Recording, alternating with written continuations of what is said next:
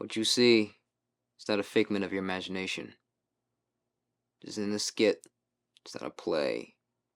Not putting on an act. I'm injured. I'm hurt. This could be a metaphor for how I feel on the inside, because I'm hurt as well. There's been a lot of things that has happened since I last spoke in front of you all and told you what's happening in my life and where I'm headed. And so it's going to be a very interesting discussion, very interesting, open-ended story that I'm going to tell you. So sit back, relax, and hopefully you can understand where I'm coming from. This could be a message. Watch your step. Slow down. Be careful. Reevaluate, right? Because if somebody would have told me, hey, today's going to be the day that you're going to fall and hit your head and knock your shoulder and get a fractured clavicle, I'd be like, nah. Me, I'm too agile. I'm too careful. I'm too aware of what I'm doing. But there's times where you act and you do things and you're not aware of what you're doing or how things are going to happen. So, yes, fractured clavicle, minor, but still, I am able to move my arm, my shoulder, all of that, in the sling. I could take it out if I wanted to. Because it's been a couple of days, so this is not the first day. This is probably like, gonna be almost like a week that I've had this thing. So, it's just something that I didn't want this opportunity to pass on by without showing you this. This might be a personal thing, but I feel like, I'm open enough with my life and what's going on that this is something that needs to be documented, because there's a learning lesson, like I said, that could be learned from this, and it could be watch your step, or it could be slow down, So that's something that I have to keep in the back of my mind. That's what I'm doing at work. I could blame the person that, causes me to have the accident, If they weren't playing around, I wouldn't have been put in a situation, but also, I am part to blame because I should be in control of what I'm doing.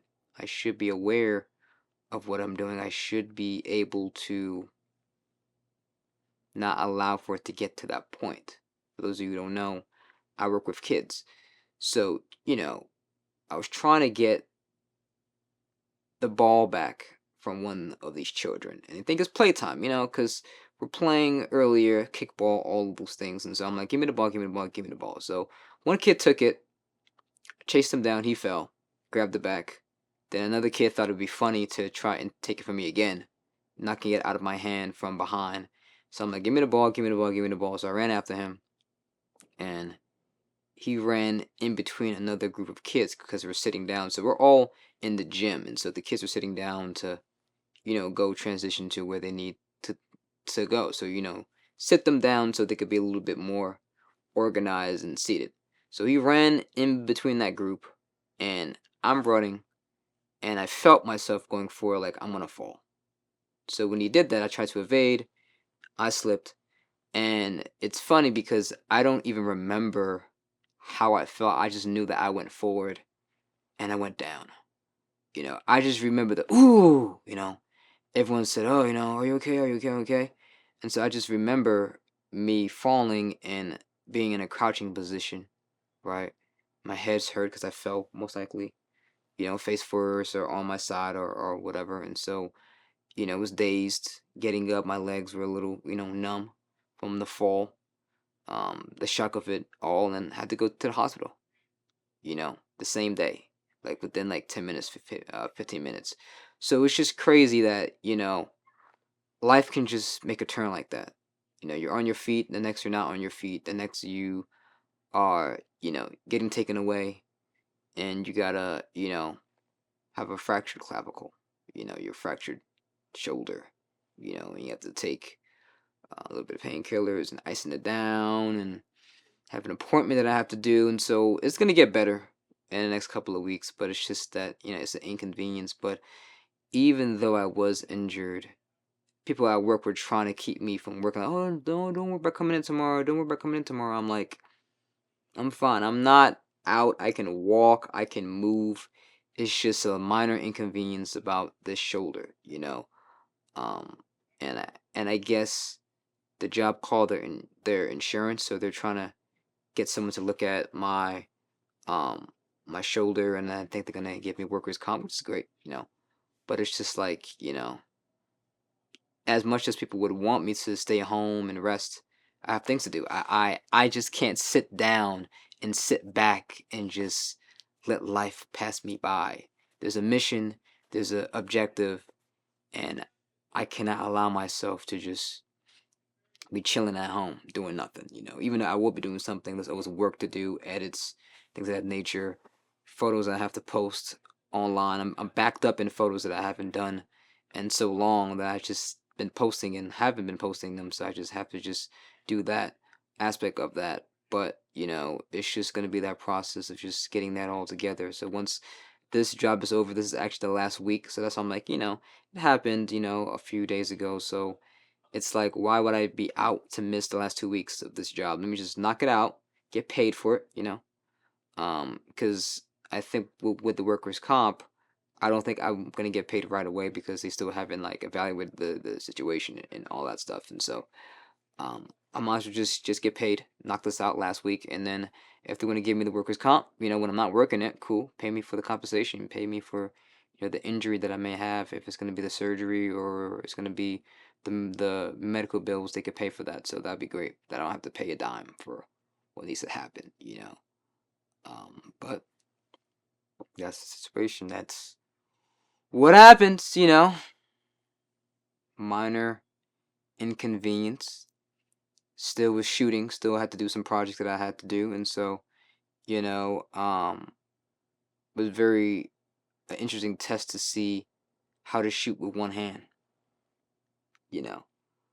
Good thing it wasn't the dominant hand, it was this arm, but still, you don't realize how connected your arms are, your shoulders are, You raise this arm, you're gonna feel it a little bit in this arm, you know what I'm saying? So I think I'm just so accustomed to just using both of my hands, both my arms, usually at the same time, that it's a pain. And especially when I'm carrying gear, I'm always holding things underneath my armpits and in between my fingers.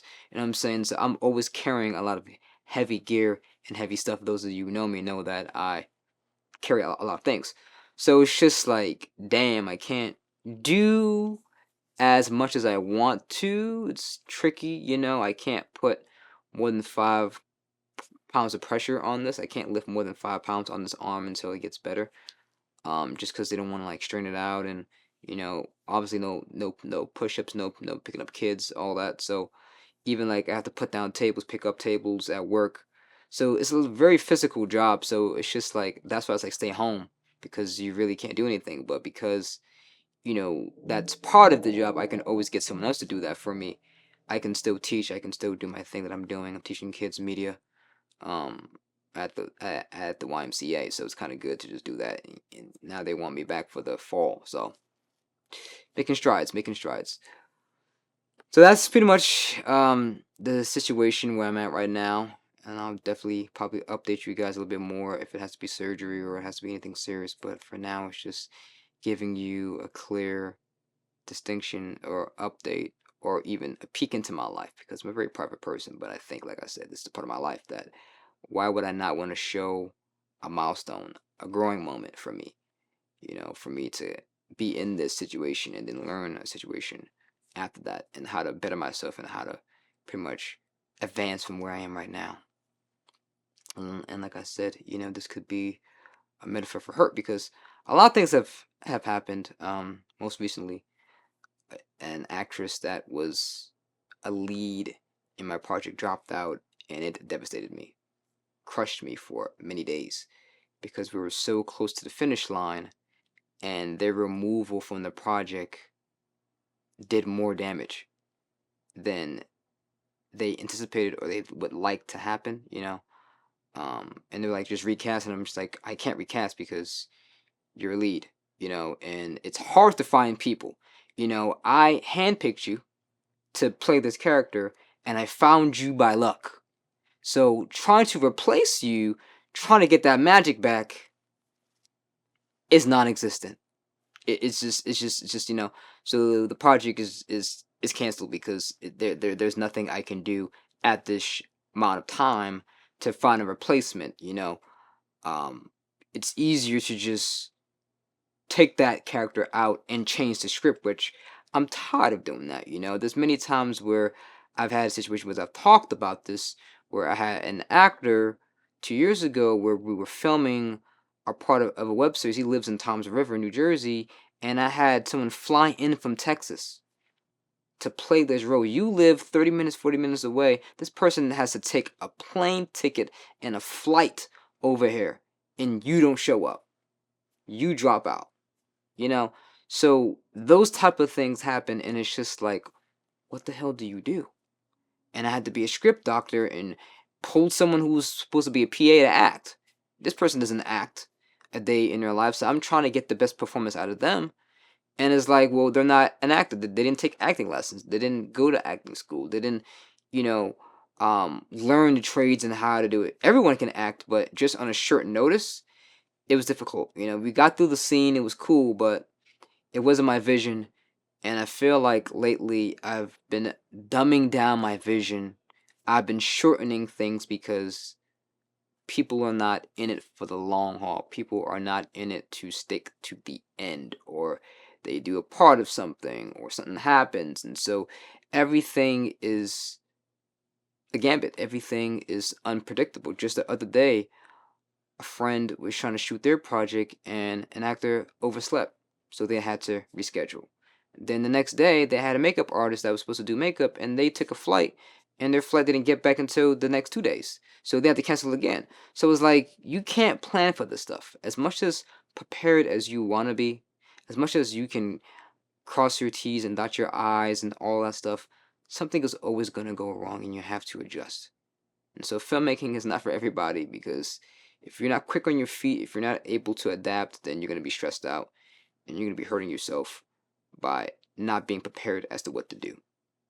So, you know, with that happening, with that story being, you know, tarnished and that story being scrapped, you know, it was a fun experience as to how far we could get. You know, we were so close to the end of really getting this project out there, but, you know, it was a glorified proof of concept, I'll say that, because it wasn't really the full story. It was just, let's do some live action scenes of this larger story and put situations that I can develop into something larger. And so, you know, the real story won't happen later, but at least for the live action version, for people to kind of see the characters, to kind of see who they are and the storylines and all that, you know, it would be easier to kind of pitch this to a studio to kind of get this animated, because I want to get this story animated. And so that's all I wanted to do, was just to do what I had in my mind, in my heart, to put it to screen. But you know, you're tiptoeing with people when you're on a lower budget, when you're in the non-paid train, when you're in that boat, you know, because people surely are in it for themselves. They're surely in it to see how far can I get from me. They're really in it for money. They're really in it for, you know, advancing who they want to be. In the end, they're not thinking about the overall scope. They don't think about how it affects other people. You know, people taking off work, people booking flights to come out of state to play this project. And then when you do it so late in the game, you may not get your reimbursement or the full money that you want. You know, it didn't happen. Good thing I didn't buy the Airbnb yet. But imagine if I brought the Airbnb and the person that told me that they wanted to drop out the project, and I found out that day. Now I don't get my money back, because it's, you know, there's a certain amount of, there's a threshold. Free cancellation or reimbursement by this date. So good thing I waited until we were close to the filming date to try and book the house or to book the space or to do all these things, because money's funny. There's a lot of things that go into it: buying gear, buying the house, the location, the food, all those things, and you don't really get reimbursed fully in the amount on if someone doesn't show up, if someone doesn't, respond to a text message or an email or a phone call, and so you're just asked out essentially. So it is what it is. There's no point of crying over spoiled milk. Still hurts. It is painful to look at the footage now. Because it's like, I'm gonna look at it and I'm gonna be reminded as damn what this could have been. And I feel like there's been too many times where certain projects I've done where I'm like, damn, this had so much potential. Damn, this could have been something else. But if this one person didn't do it, but everything happens for a reason. So, I always try to be optimistic as much as pessimism comes in there, the depression comes in there, the hurt comes in there, the anxiety comes in there, and it's just like rot away and eat at my brain. There is this one slither of hope that, well, it happened because of X, Y, and Z, or it happened because this needed to happen. So, I saved thousands of dollars.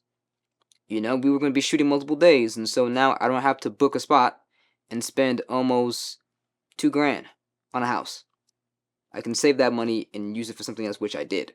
So that's good. Sucks that, we gotta cancel and we can't do what we want to do, but maybe it wasn't the right time. Maybe the storyline was not meant to be. Fucking sucks, but it is what it is. So that was possibly a message to slow down. Probably a message to take a breather. Probably a message to not put all your eggs in one basket. You want to shoot this project, you want to get it done, yeah, but may not be the right time, may not be the right way, and so we're going to put a hold on this. You're going to have to cancel. You're going to have to move on to something else and come back to this at a later time or a later date. So, all I can do is move forward. I got this fractured clavicle. All I can do is move forward. I can't go back and try to, rewind time that I don't fall. It happened for a reason. Maybe me falling, this will bring on a certain situation where maybe, I meet somebody that I may need in the future. Maybe I'm in a waiting room and I meet a friend or somebody that, like, you never know how life can take you. There's always a connection. Nothing's ever random. Nothing is ever random. Everything is always intentional, and everything happens for a reason, and everybody is connected. When I was in the hospital, I was speaking to this lady, so I think her girlfriend she gashed her finger or her arm or something like that, and so we were having a conversation about life as well. Did it need to happen? Did I really need to have this conversation with this lady? But, I'm just talking to her, giving her some advice on life and, how to re-evaluate yourself. Maybe I needed to be there to give her this advice or to help her to get from point A to point B of getting her life in order. So you never know how things happen. You never know how life puts you in places where you need to be. It may be an inconvenience for us. We all know about roadblocks. We all know about obstacles. We know about, you're driving somewhere and you gotta reroute because, oh my God, this is gonna make the longer commute. But maybe that needs to happen because you didn't need to get there at that time. You're supposed to get there at 9 o'clock. That commute now, that rerouting gives you an extra 5 minutes. Who knows, you get at that place at 9 o'clock, a car comes, rams you, kills you. But that rerouting gives you extra 5 minutes so that car goes by, and then you're fine. It's crazy to think about that, but life is like that. Almost 10 years ago, I was coming home from the park at night, got jumped, mugged, knocked unconscious. My phone was taken, as well as my wallet and all those things. I'm like, well, God, why did this happen to me? Why did I have to get jumped. Why did I have to get mugged? And and it's like, why not? Who knows? I would have went in another direction, stolen car, or a rabid dog comes out there and bites me, and then I get rabies.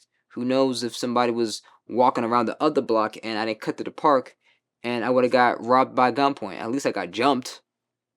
Fists. But better than getting shot. And who knows? I'm just speculating. I'm just spitballing. But you never know what's around the corner. You never know what's happening. And so these roadblocks and these obstacles happen in your life. And it's an inconvenience, but it's a slow down. It's a watch your step. It's a way to humble you, even if you want to say that, and put you in the right perspective, in the right road. So that's all I have to say. I don't want this to be too long. I just wanted to just give a little word, a little inspiration, a little motivation, even though, I am in pain. My pain can be something of enlightenment to somebody else. Perhaps you're going through this situation. Maybe you're going through something that's similar to this, or you will go through this, and maybe, this word will come to you, and you can use it as inspiration, and you can use it as motivation to push you further. Life is like that.